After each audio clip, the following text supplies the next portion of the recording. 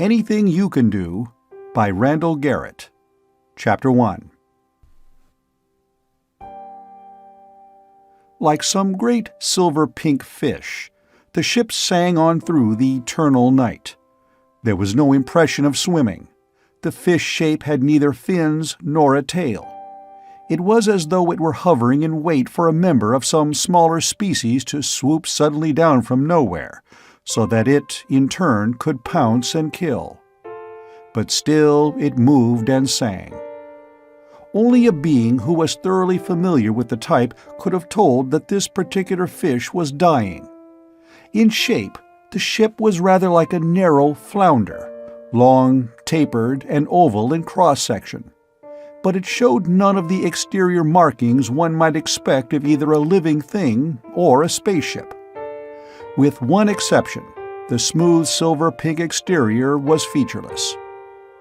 That one exception was a long, purplish-black, roughened discoloration that ran along one side for almost half of the ship's 17 meters of length. It was the only external sign that the ship was dying. Inside the ship, the Knipe neither knew nor cared about the discoloration. Had he thought about it, he would have deduced the presence of the burn, but it was by far the least of his worries.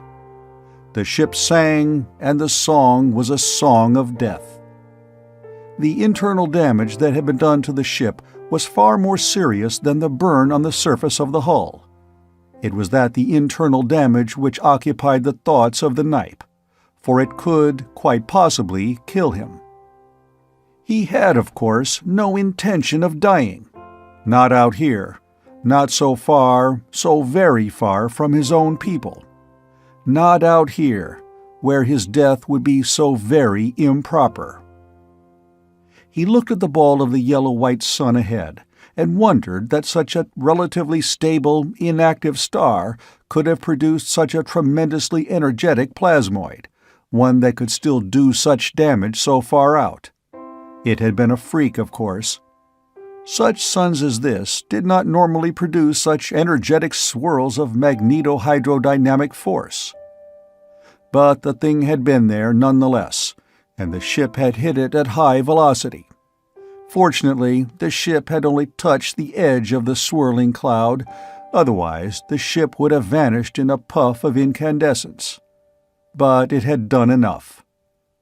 The power plants that drove the ship at ultra-light velocities through the depths of interstellar space had been so badly damaged that they could only be used in short bursts, and each burst brought them closer to the fusion point.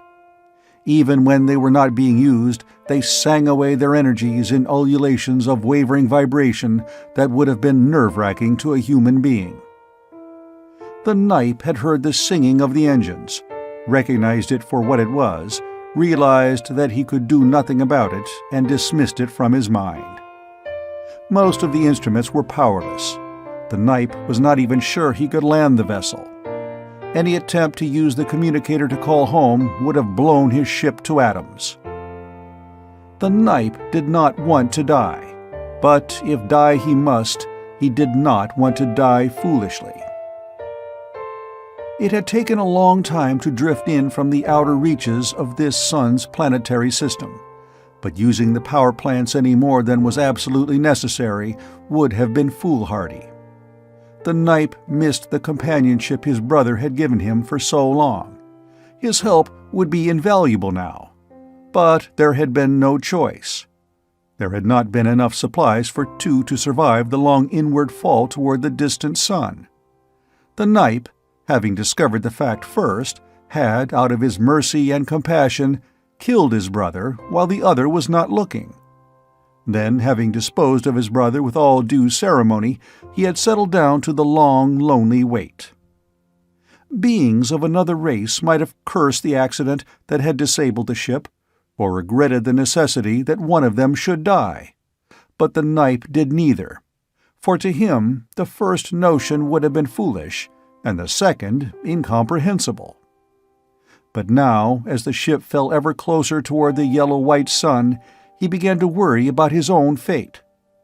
For a while, it had seemed almost certain that he would survive long enough to build a communicator, for the instruments had already told him and his brother that the system ahead was inhabited by creatures of reasoning power, if not true intelligence, and it would almost certainly be possible to get the equipment he needed from them.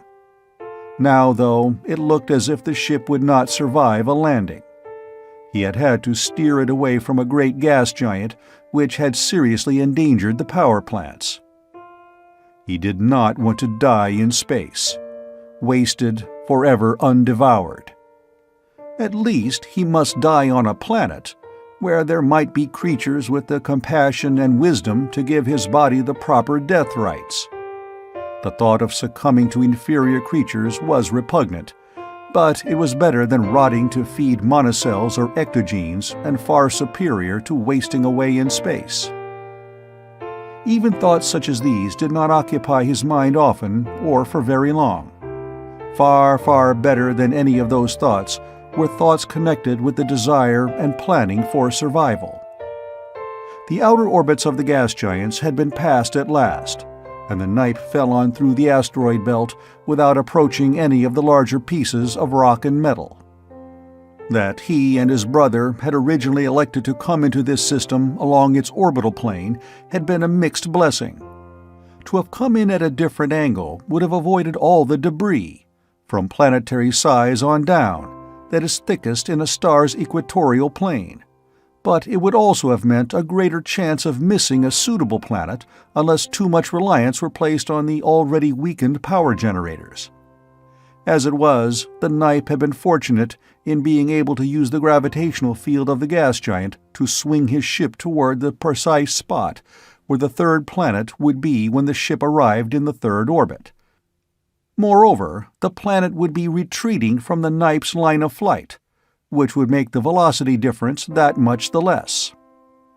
For a while, the knife had toyed with the idea of using the mining bases that the local life form had set up in the asteroid belt as bases for his own operations, but he had decided against it.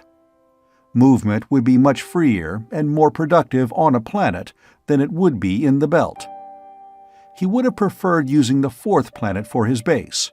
Although much smaller, it had the same reddish, arid look as his own home planet, while the third planet was 3/4 drowned in water. But there were two factors that weighed so heavily against that choice that they rendered it impossible. In the first place, by far the greater proportion of the local inhabitants' commerce was between the asteroids and the third planet. Second, and even more important, the fourth world was at such a point in its orbit that the energy required to land would destroy the ship beyond any doubt. It would have to be the third planet. As the ship fell inward, the knight watched his pitifully inadequate instruments, doing his best to keep tabs on every one of the ships that the local life form used to move through space. He did not want to be spotted now, and even though the odds were against these beings having any instrument highly developed enough to spot his own craft, there was always the possibility that he might be observed optically. So he squatted there in his ship, a centipede-like thing about 5 feet in length and a little less than 18 inches in diameter, with 8 articulated limbs spaced in pairs along his body, each limb ending in a 5-fingered manipulatory organ that could be used equally well as a hand or foot. His head, which was long and snouted, displayed 2 pairs of violet eyes that kept a constant watch on the indicators and screens of the few instruments that were still functioning aboard the ship. And he waited as the ship fell toward its rendezvous with the third planet. End of Chapter 1.